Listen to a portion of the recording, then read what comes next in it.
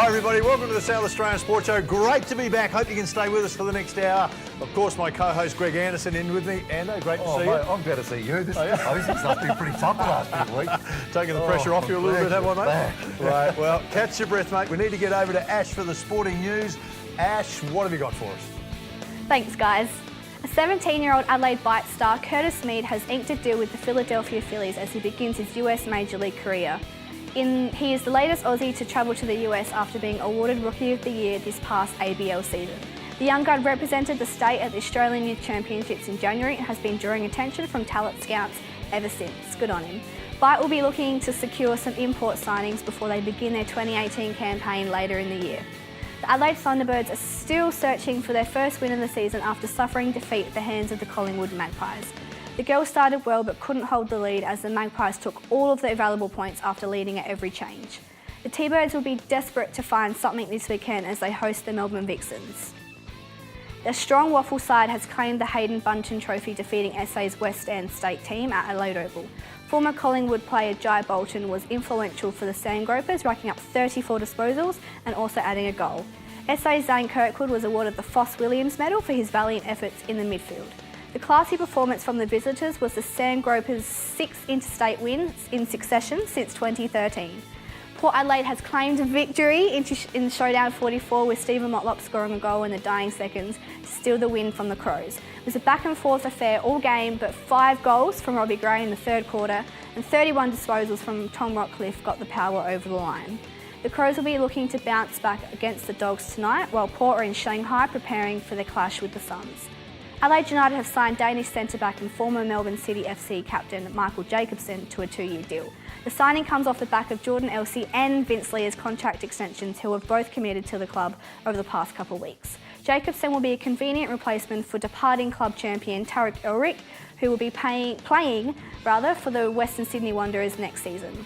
Joseph Resnick has been named captain of the Adelaide Adrenaline Ice Hockey Club, acting as their 5th captain in club history. Resnick shares the honour with fellow teammate Zach Boyle, who plays his 100th game this weekend against Newcastle. Adrenaline will be hoping to move away from the bottom of the ladder with a big win over the North Stars. And that's all for news this week. I'll see you next week. Yes, welcome back to the Sports Show. Sometimes in South Australia you get some exceptional families, and these 3 guests are part of an absolute beauty here in South Australia. I talk about Mick, Kyle and Jono, of course footballers. Then they got a sister that's teaching. They got 2 brothers that are in a band. So Mick, let's start with you, mate. Do you take the credit, mate, or do we give it to the wife? Where's the credit to an exceptional family come? Yeah, they followed in their mother's footsteps. Hey, mate, you 3 guys, your football's obviously time with the Crows, mate, back at Westies for you and umpiring for you, and you've joined in the umpiring. Let's start with the footy first, mate. So, been with the Crows, back with Westies, and they're having a pretty good year this year, mate. The transition from AFL back to the SANFL? Yeah, it was a great experience to get an opportunity at the Crows, I guess, but just settling back into SANFL footy. I'd obviously played about 7-8 years before I got drafted, so enjoying being back there and being back with mates, and yeah, hopefully we're going to have a good season. We've started not too bad, so. All right, it's pretty good. Now, Kylan, you're umpiring, mate, a young fella and done exceptionally well already, mate. Umpired the women's grand final. Was there a little bit of light banter on how the brother sees umpires, or that doesn't go on at home? Yeah, a little bit. Not many people really like umpires in general. No, it's all right. Hey, mate, I've got a couple of young mates that do umpiring, and they talk more about the great camaraderie in the umpiring fraternity, how everybody's really supportive. And then the next thing they talk about is the massive amount of fitness work you guys do. How have you found all the fitness stuff?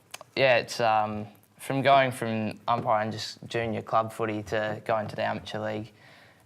It's a big step, a lot of running every Monday night and Wednesday night. Yeah, it's quite physically challenging. Yeah, now Mick, of course you played with Westies, mate. Now you've put the whistle on, the Acme Thunderer, back doing a bit of umpiring. Mate, what drew you back to umpiring? When I was in the Riverland, I did a little bit of umpiring just because I was involved with the Riverland Footy League after playing. And then when we came down here, had a bit of a break from that, coached Kylan's footy team and a few things like that. But because he's got seriously into the amateur football league, I thought, well, I've got to take him there, and I may as well just join in. And Colin Rouston, who's a great fella, the umpires coach, said, why don't you have another run? So I can't keep up with the training that Kylan does, but I'm having a go and I'm starting to lose a few pounds. So I might start umpiring then, mate. I want you to do that. Hey, in saying that, though, mate, and you touched on it, the umpires cop a fair bit of abuse. As a parent, watching your son play footy is different to watching a son umpiring. Is anyone harder than the other?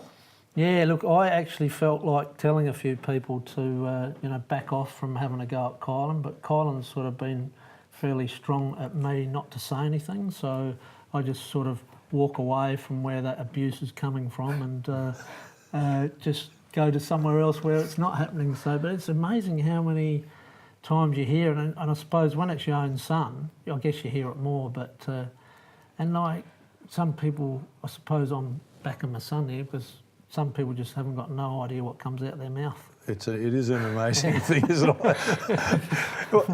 What's the funniest thing that's been said to you so far that you can say on air, Colin? I can't. Nothing. Nothing.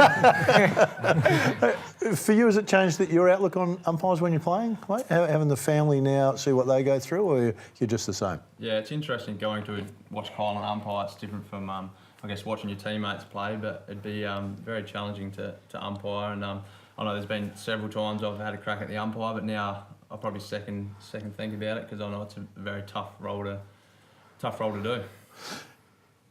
Playing footy back at Westie's been a pretty good start to the season. You had a pretty tough pre-season. I saw one of your pre-season games against Nord. The style's obviously changed a little bit. What's been the big focus in the last few weeks for you guys? Yeah, our pre-season games were really good. We probably round 2 against North, we didn't play too well, but since then we've had a few team meetings and yeah, we just want to take risks, I guess, with the footy and use the corridor. And Gavin Colby's a really good coach, and all the players have backed him, especially since that North game. And we've seen some improvements. So, mate, two more brothers, Nick and Jordan. Now they're in a band. Mackenzie, is it? Mackenzie. Yeah. You guys, any of you guys, instruments or not? I used to learn the guitar, but I gave it up because too hard with footy. So Yeah, nothing for you. I did play trumpet, and now I'm learning a bit of the piano and guitar. Wow, Mick. Yeah. I played the drums in church, but they all left because it was too loud. That may be the reason I left church, mate. But the boys are pretty talented at it. So the band's pretty good. They've written a song and it seems to be going along pretty good. So we talk about it a lot as a parent that all kids are in the same house, but they're all different. Yours gone on different paths. Yeah. How do you keep up with it all?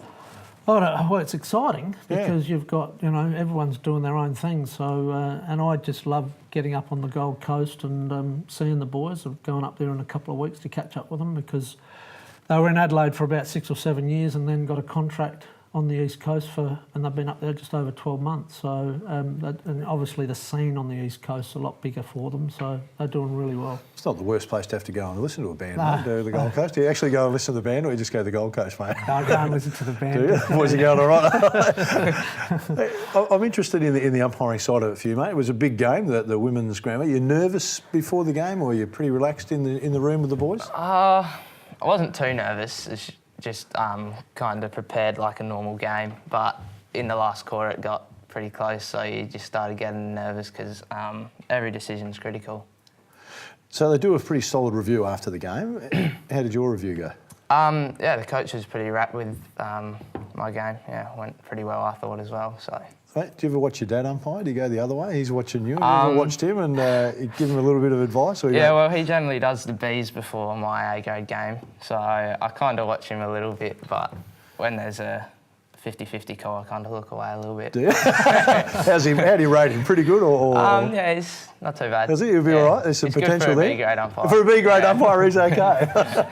Actually, the one thing Kylan's helped me to do is like, because when I'd umpired previously in the Riverland, I'd sort of, I'd probably get a bit upset with the players having a go at me, but Kylan's actually taught me to actually stay calm as an umpire, and that's actually helped me to not just go off at the players and, when the players go off at me. So I think that's probably a bit of a bonus. How did you teach him that? Because we talk about emotions as coaches and players, that you've got to keep them in check. So what's the secret? Well, even when I was playing, I don't expect players to be calm with you all the time.